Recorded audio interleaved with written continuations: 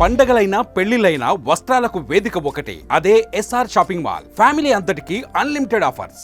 ఆంధ్రప్రదేశ్ రాజధాని అమరావతిలో ప్రస్తుతం పనులు ఏ విధంగా జరుగుతున్నాయి? ప్రతిరోజు నిర్మాణాలకి సంబంధించి ఏదో ఒక డెవలప్మెంట్ ఉంటుంది అనేటువంటి ఆశతో ఏపీ ప్రజలు ఎదురు చూస్తున్నారు. కానీ వాస్తవంగా అమరావతిలో పరిస్థితి ఏంటి? ముఖ్యంగా ప్రధానమైనటువంటి భవనాలుగా భావిస్తున్నటువంటి అసెంబ్లీ, సెక్రటేరియట్, హెచ్ఓడి బిల్డింగ్స్, అలానే ఏపీ హైకోర్టుకు సంబంధించిన శాశ్వత భవనాల నిర్మాణాలపైన ఎప్పుడు పనులు మొదలు కాబోతున్నాయి అనేటువంటి సందేహం అందరికీ ఉంది. అయితే అక్కడ వాస్తవ పరిస్థితిని సుమన్ టీవీ వివరించేటువంటి ప్రయత్నం చేస్తుంది. ఎందుకంటే నెల రోజుల పాటు, అంటే జనవరి నెలాఖరికల్లా పెండింగ్ టెండర్స్ అన్నిటిని కూడా క్లియర్ చేయడం ద్వారా వివిధ దశల్లో పనులు ప్రారంభించాలని చెప్పని ఏపీసీఆర్డీఏ ప్రణాళికలను సిద్ధం చేసుకుంది. దానికి తగ్గట్టుగా జనవరి మాసంలోనే నిధుల కొరత లేకుండా చూసేందుకు ఏపీ సీఎం చంద్రబాబు నాయుడు ఢిల్లీలో పర్యటించారు.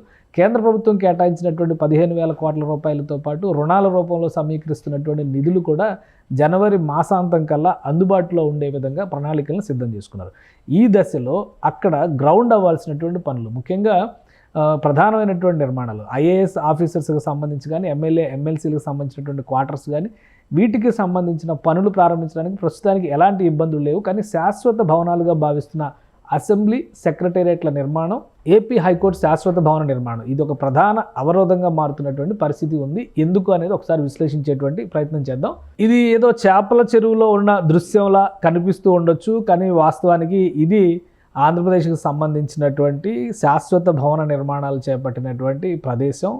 ఏపీ సెక్రటేరియట్, ఏపీ అసెంబ్లీకి సంబంధించి నిర్మాణం జరగాల్సినటువంటి ప్రదేశం ఇదే. ఇప్పుడు పూర్తి స్థాయిలో నీటి మధ్యలో ఒకప్పుడు రాఫ్ట్ ఫౌండేషన్ పేరుతో వరల్డ్ రికార్డ్ సృష్టించినటువంటి నిర్మాణం ఇది. ఇక్కడ ఈ మధ్యలో కనిపిస్తున్నటువంటి బీమ్స్ గమనిస్తే కనుక, ఈ మధ్యలో కనిపిస్తున్నటువంటి బీమ్స్ వీటిని గతంలో ప్రభుత్వం చేసేటువంటి కాంక్రీట్ ఫిల్లింగ్ చేసేటువంటి క్రమంలో ఒక వరల్డ్ రికార్డుగా పేర్కొన్నటువంటి పరిస్థితి ఉంది. ఇక్కడ మధ్యలో మనకు కనిపిస్తున్నటువంటి దృశ్యం ఇది. ఈ దృశ్యం, ఇవన్నీ కూడా దాదాపు 25 అడుగుల లోతులో ఉన్నటువంటి నిర్మాణాలు. ఆ లోతు వరకు కూడా నీరు పూర్తిగా చేరడం, దాదాపు 1 టీఎంసీ నీరు ఈ ప్రదేశంలో 1 టీఎంసీ నీరు నిల్వ ఉన్నట్టుగా నివేదికను బట్టి అర్థం చేసుకోవాలి. ఈ టీఎంసీ నీరు తొలగించేటువంటి ప్రయత్నాల్ని ప్రస్తుతం ఏపీసీఆర్డీఏ అధికారులు ప్రారంభించారు. ఇది ఏపీ అసెంబ్లీ శాశ్వత భవనానికి సంబంధించినటువంటి ప్రదేశం. అలానే హైకోర్టు పరిస్థితి ఎలా ఉందో ఒకసారి చూద్దాం. సో ఇది ఏపీ హైకోర్టుకి సంబంధించి శాశ్వత హైకోర్టు నిర్మాణానికి సంబంధించినటువంటి ఫౌండేషన్ ఇది. ఇక్కడ కూడా దాదాపు అదే పరిస్థితి ఉంది. ఇక్కడ మీరు గమనిస్తే కనుక ఈ దృశ్యంలో ఇటుపక్కన కనిపిస్తున్నటువంటి దృశ్యంలో ఆల్రెడీ ఇప్పుడు హైకోర్టు సర్వీసెస్ ఇస్తున్నటువంటి హైకోర్టు నిర్మాణం ఇక్కడ కనిపిస్తుంది. ఇది ప్రస్తుతం హైకోర్టుగా ఉన్నటువంటి ప్రదేశం, ఏపీ హైకోర్టుగా ఉన్నటువంటి ప్రదేశం ఇది.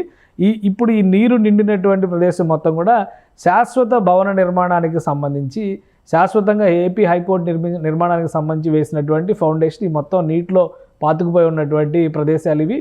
సో ఈ ఫౌండేషన్ కూడా దాదాపు ఇది కూడా 25 మీటర్ల లోతు ఉన్నటువంటి ప్రాంతం. ఇది కూడా దాదాపుగా ఇక్కడ కూడా 1 టీఎంసీ వాటర్ నిల్వ ఉందనేది అధికారులు ధృవీకరించినటువంటి పరిస్థితి. ఇప్పుడు ఇక్కడి నుంచి నీటిని తొలగిస్తేనే పనులు చేయడానికి అవకాశం ఉంటుందనేటువంటి భావనలో అధికారులు, ఏపీసీఆర్డీ అధికారులు దీనికి టెండర్లు కూడా కాల్ ఫర్ చేసి, అంటే లోకల్గా ఉన్నటువంటి మిషనరీని తెప్పించి, మీరు ఇక్కడ గమనిస్తే ట్రాక్టర్లకి జనరేటర్లని అమర్చడం ద్వారా ప్రత్యేకంగా పైప్ లైన్లని ఏర్పాటు చేసి ఈ నీళ్లు తోడేటువంటి పనుల్ని ప్రారంభించారు. ఇవన్నీ కూడా ట్యూబులు. ఇక్కడ రహదారి మధ్యలో నుంచి అండర్ గ్రౌండ్ పైపింగ్ చేశారు. పైపింగ్ చేసి ఈ ప్రదేశాన్ని ప్రాపర్గా గమనిస్తే మీకు చాలా క్లియర్గా కనిపిస్తున్నటువంటి దృశ్యం ఏంటంటే, ఇక్కడి నుంచి కృష్ణానది కాలువల వరకు ఒక చిన్న పిల్ల కాలువ లాంటి కాలువని తవ్వారు.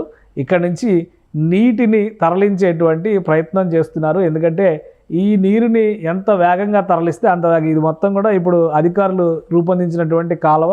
ఇక్కడ అండర్ గ్రౌండ్ పైపింగ్ చేసి రోడ్డుకి ఇబ్బంది లేకుండా ఏర్పాట్లు చేసుకోవడం ద్వారా ఈ ప్రాంతం నుంచి నీళ్లు మళ్లించేటువంటి ప్రయత్నాలు జరుగుతున్నాయి. ఈ నీళ్లు మళ్లింపంటే 25 అడుగుల లోతులో ఉన్నటువంటి ఈ నీళ్లు తొలగించిన తర్వాతే ఇక్కడ ఎలాంటి నిర్మాణాలైనా చేపట్టడానికి అవకాశం ఉంటుంది. పైగా ఐఐటి మెడ్రాస్కు చెందినటువంటి బృందం, అలానే ఐఐటి హైదరాబాద్ నుంచి వచ్చినటువంటి ఇంజనీరింగ్ నిపుణుల బృందం అండర్ గ్రౌండ్లో, ఇప్పుడు ఈ అండర్ వాటర్లో ఉన్నటువంటి ఈ నిర్మాణానికి సంబంధించినటువంటి సామర్థ్య పరీక్షలు కూడా నిర్వహించాల్సి ఉంటుంది.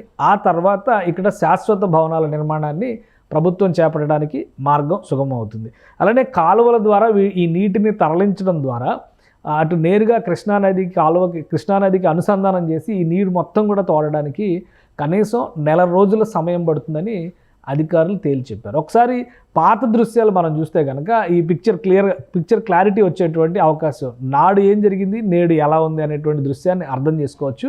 ఆ రోజు వరల్డ్ రికార్డు సాధించేటువంటి లక్ష్యంతో భారీ ఎత్తున కాంక్రీట్ ఫిల్లింగ్ చేయడం ద్వారా రాఫ్ట్ ఫౌండేషన్ల నిర్మాణం చేసింది చంద్రబాబు నాయుడు ప్రభుత్వం. అప్పుడు దాన్ని కూడా ఒక గిన్నిస్ రికార్డుగా నమోదు చేశారు. ఎందుకంటే పోలవరంలో కూడా కాంక్రీట్ ఫిల్లింగ్కి సంబంధించి డయాఫ్రమ్ వాల్ నిర్మాణంలో ఒక రికార్డు నమోదైంది. అలానే అమరావతి నిర్మాణంలో కూడా శరవేగంగా కొన్ని గంటల వ్యవధిలోనే భారీ ఎత్తున కాంక్రీట్ ఫిల్లింగ్ చేయడం ద్వారా ఈ ఫౌండేషన్ని ఒకేసారి నిర్మించాలి కాబట్టి ఆ రోజు రికార్డు నమోదు చేసినటువంటి పరిస్థితి. అయితే అప్పుడు ఎంత చేశారో అక్కడికే పనులు ఆగిపోయినటువంటి పరిస్థితి.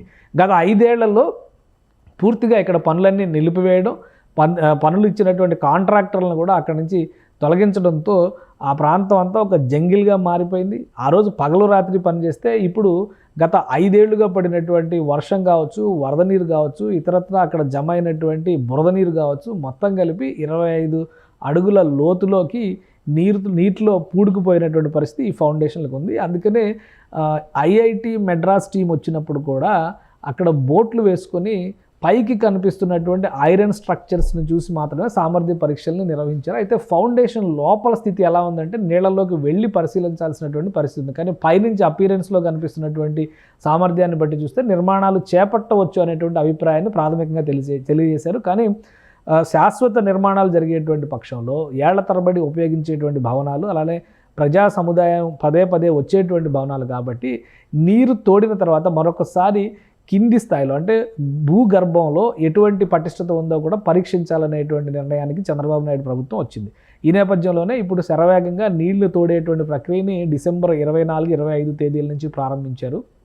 ప్రస్తుతం 2-3 ట్రాక్టర్ల ద్వారా ఈ నీళ్లు తోడేటువంటి పనులు నడుస్తున్నాయి. అయితే జనవరి 1వ తేదీ నుంచి 4-5 ప్రాంతాల నుంచి పిల్లకాలువలు అంటే చిన్న ఛానల్స్ని ఏర్పాటు చేయడం ద్వారా ఈ నీటి తొలగింపు ప్రక్రియను శరవేగంగా పూర్తి చేయాలని భావిస్తున్నారు. ఎందుకంటే అనేక టెండర్లకి సంబంధించి ఏపీసీఆర్డీఏ పెట్టినటువంటి డెడ్లైన్ జనవరి 16వ తేదీ వస్తుంది. జనవరి 16లోగానే టెండర్లు కంప్లీట్ చేయాలనేటువంటి లక్ష్యంతో ఏపీసీఆర్డీఏ అధికారులు ప్రణాళికను సిద్ధం చేసుకున్నారు. గత వర్షాల సమయంలో కూడా అంటే ఆగస్టు 30వ తేదీన పెద్ద ఎత్తున విజయవాడ నగరంలో కురిసినటువంటి వర్షం అంటే 12 సెంటీమీటర్ల వర్షం ఒకేసారి కురిసింది. 120 ఏళ్లలో ఇదే భారీ వర్షం అని చెప్పిన సందర్భంలో కూడా అమరావతి నగరం మునగలేదంటూ ఏపీసీఆర్డీఏ ఒక వీడియోని కూడా రిలీజ్ చేసింది. వరద పూర్తయినటువంటి 2-3 రోజుల్లోనే షూట్ చేసినటువంటి దృశ్యాల ప్రకారం అమరావతిలో కీలక నిర్మాణాలు జరుగుతున్నటువంటి ఏ ప్రదేశాల్లోకి కూడా నీళ్లు రాలేదు. కానీ 5 ఏళ్ల నిర్లక్ష్యం ఫలితంగా మాత్రమే ఈ ఫౌండేషన్లో నీరు జమ అయ్యి ఇంత పెద్ద ఎత్తున అక్కడ నీరు నిలిచిపోయినటువంటి పరిస్థితి ఉందని ఏపీసీఆర్డీఏ అధికారులు చెప్తున్నారు. ఈ క్రమంలో వీలైనంత వేగంగా నీటిని తోడేటువంటి ప్రక్రియను పూర్తి చేస్తే గతంలో ఎవరైతే కాంట్రాక్టులు దక్కించుకున్నారో వాళ్ళు ఆల్రెడీ బిడ్డింగ్ చేశారు. ఇతర సంస్థలను కూడా బహిరంగ బిడ్డింగ్కి ఆహ్వానం పలికినటువంటి నేపథ్యంలో జనవరి 25 తారీఖు కల్లా కాంట్రాక్టర్ని ఫైనల్ చేసి జనవరి 25 తర్వాత శాశ్వత నిర్మాణాల ప్రక్రియని ప్రారంభించాలని రాష్ట్ర ప్రభుత్వం సంకల్పంతో ఉంది. అయితే ఇటువంటి సమస్యలు ఏవీ లేనటువంటి మిగతా భవనాల నిర్మాణ ప్రక్రియను మాత్రం వీలైనంత వేగంగా ప్రారంభిస్తారు. శాశ్వత భవనాలుగా చెప్పుకుని అమరావతిలో ఐకానిక్ బిల్డింగ్స్గా చెబుతున్నటువంటి అసెంబ్లీ, హైకోర్టు, హెచ్ఓడి భవనాలకు సంబంధించినటువంటి సముదాయాల్లో నీటిని తోడేసిన తర్వాతనే టెండర్లను ఫైనల్ చేయడం ద్వారా పనులకి కాంట్రాక్టర్లకి అప్పగించేటువంటి అవకాశాలు ఉన్నాయి. కాబట్టి ఈ పనులు వేగంగా చేయడానికి కావాల్సినటువంటి యంత్రాంగాన్ని అమరావతి ప్రాంతానికి తరలించేటువంటి పనుల్లో ఏపీసీఆర్డీఏ నిమగ్నమై ఉంది. ఈలోగా అంటే జనవరి 2వ తేదీ నుంచి all India service officers, MLA, MLC క్వార్టర్స్కి సంబంధించినటువంటి పనుల్ని ప్రారంభిస్తారు. అలానే మరికొన్ని పనులకు సంబంధించి అంటే జడ్జెస్ బంగ్లాస్కి సంబంధించి అవి ప్రాథమిక దశలో ఉన్నటువంటి నిర్మాణాలు కాబట్టి ఆ పనులకు సంబంధించినటువంటి టెండర్లను కూడా ఫైనల్ చేసే అవకాశం ఉంది. అలానే ఏపీ ఎన్జిఓస్కి సంబంధించి గెజిటెడ్ ఆఫీసర్స్కి సంబంధించినటువంటి నిర్మాణ భవనాలు కూడా 80%, 60% పూర్తయినటువంటి నిర్మాణాలు ఉన్నాయి. ఆ భవనాల పనులను కూడా జనవరి 2వ తేదీ నుంచి అమరావతిలో ప్రారంభించేందుకు సిఆర్డీఏ ప్రణాళికలు చేస్తోంది. అలానే ఈ శాశ్వత నిర్మాణాలుగా భావిస్తున్నటువంటి వీటన్నిటికీ సంబంధించి నీటి తోడివేత కార్యక్రమం పూర్తయ్యేలోగా, అంటే టెండర్ల ప్రక్రియకి సంబంధించినటువంటి ప్రాసెస్ కంప్లీట్ అయ్యేలోగా నీటి తోడివేత ప్రక్రియను పూర్తి చేయాలి. అట్ ద సేమ్ టైం దారుఢ్య పరీక్షలు, అంటే బలానికి సంబంధించి వాటి దృఢత్వానికి సంబంధించినటువంటి పరీక్షలను కూడా కంప్లీట్ చేసి ఐఐటి మెడ్రాస్, ఐఐటి హైదరాబాద్ టీముల చేత వాటిని తనిఖీ చేసి సర్టిఫికేషన్ చేసేటువంటి ప్రక్రియను వేగవంతం చేసే పనిలో అమరావతి ఏపీసీఆర్డీఏ అధికారులు నిమగ్నమై ఉన్నారు. సో ఈ పనులన్నీ పూర్తి చేయడానికి 25 రోజుల సమయంలో, వాటర్ తోడడానికే 25 రోజుల సమయం పడితే ఈ పనులన్నీ జాప్యం జరుగుతాయి. కాబట్టి నెక్స్ట్ వీక్లో, వచ్చే వారం నుంచి పెద్ద ఎత్తున నీటి తోడివేత ప్రక్రియకు కావాల్సినటువంటి ఏర్పాట్లు చేయాలని ఏపీసీఆర్డీఏ అధికారులు నిర్ణయించారు. సంక్రాంతిలోగా ఈ తోడివేత కార్యక్రమం కనుక పూర్తయితే సంక్రాంతి తర్వాత దృఢత్వ పరీక్షల్ని నిర్వహించి ఈలోగా టెండర్ల ప్రాసెస్ని కంప్లీట్ చేయడానికి కావాల్సిన ప్రణాళికని ఏపీ సర్కార్ సిద్ధం చేస్తుంది. సో గతంలో జరిగినటువంటి తప్పిదాలు మరోసారి జరగకుండా ఉండాలంటే ప్రణాళికాబద్ధంగా అమరావతిలో ఉన్నటువంటి నిర్మాణాలను ముందుకు తీసుకెళ్లేందుకు వీలైనంత వేగంగా పనులు జరగాలని రాష్ట్ర ప్రభుత్వం నిర్ణయించింది. అందుకనే బడ్జెట్లో కేటాయించినటువంటి నిధులతో పాటు రుణాల రూపంలో సమీకరిస్తున్నటువంటి మొత్తాలు కూడా ఎప్పటికప్పుడు సకాలంలో అందుబాటులో ఉండే విధంగా చర్యలు తీసుకోవాలని ఏపీ సీఎం చంద్రబాబు నాయుడు అధికారుల్ని ఆదేశించారు. సుమన్ టీవీలో మీ పర్సనల్ అండ్ బిజినెస్ ప్రమోషన్స్ కోసం కింది నెంబర్కి కాంటాక్ట్ చేయండి.